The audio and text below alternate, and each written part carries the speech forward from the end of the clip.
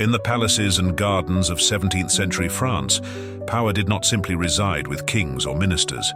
It danced like candlelight across lavish halls, shifting with every gaze, every gesture. Those who navigated its treacherous course understood one immutable law: power belongs to those who keep their masters in shadow, never daring to shine too bright.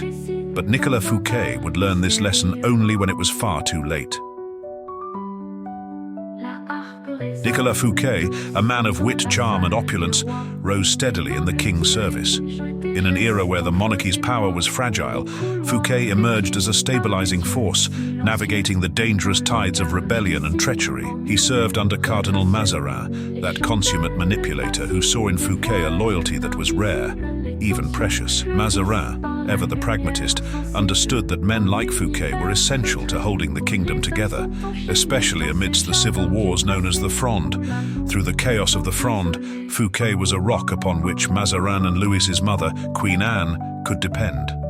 As a reward, he became superintendent of finances, a position that granted him power, wealth and influence to match the most ambitious nobles in France. But with Mazarin's death, the political tides turned. The Sun King, young and proud, took the throne fully into his own hands. Fouquet, in his devotion, believed himself indispensable, unaware that this new king would have no equal. Wherever power shines, shadows gather. In the darkened halls of Louis's court, a rival lurked.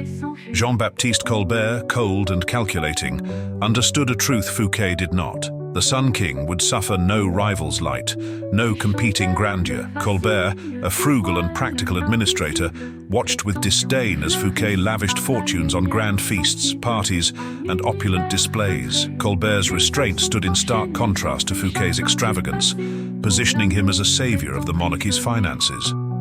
While Fouquet thrived on spectacle and influence, Colbert was a man of restraint, committed to strengthening the monarchy's coffers with a stern and unforgiving hand. This was not simply a clash of personalities, it was a battle of ideologies that shaped the future of Louis's court. Colbert played upon the young king's pride, his jealousy, his hunger for control.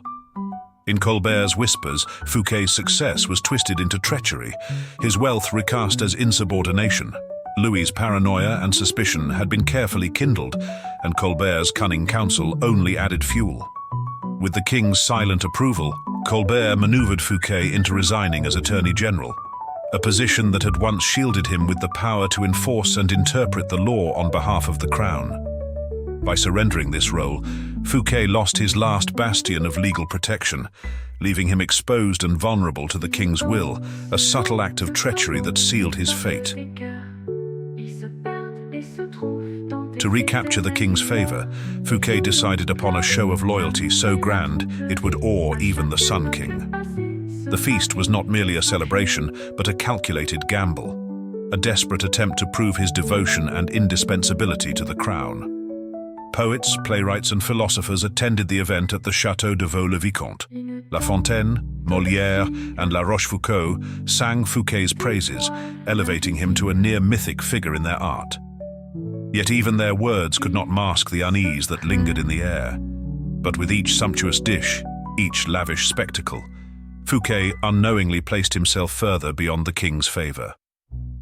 Louis watched the reverence of the crowd, their admiration of his minister's wealth, and saw only competition, only insolence. 3 days after the feast, Fouquet was arrested by D'Artagnan, captain of the king's musketeers. His alleged crime: embezzlement, high treason, the betrayal of the crown. For Louis, this was not just an act of justice, but a calculated demonstration of his ultimate authority. Fouquet mounted his defense with an unwavering calm, summoning records and documents to attest to his loyalty. But Colbert's web had been woven tightly, leaving no room for escape. The court initially sentenced Fouquet to banishment, but Louis himself intervened, demanding a harsher sentence. The Sun King would not merely remove a rival, he would make an example of him, ensuring no one else would dare rise too high. Found guilty, Fouquet was sentenced to life in the mountains of the Pyrenees, a prisoner of his own ambition. And with his ruin, Louis XIV moved quickly to secure the reins of power. Colbert assumed control over France's finances, funneling all monies to the crown's coffers. With Fouquet's downfall, Louis set his sights on an ambition even grander. He commandeered the very architects, decorators, and garden designers who had brought Vaux-le-Vicomte to life for Fouquet, and with their talents, he envisioned Versailles, a palace to eclipse all others. Here, he would host feasts so extravagant that they would dwarf the evening that had cost Fouquet his freedom, transforming the Sun King into the sole star around which all would revolve. Fouquet believed he could charm his way into the king's favor, that he could dazzle the Sun King with his loyalty and brilliance.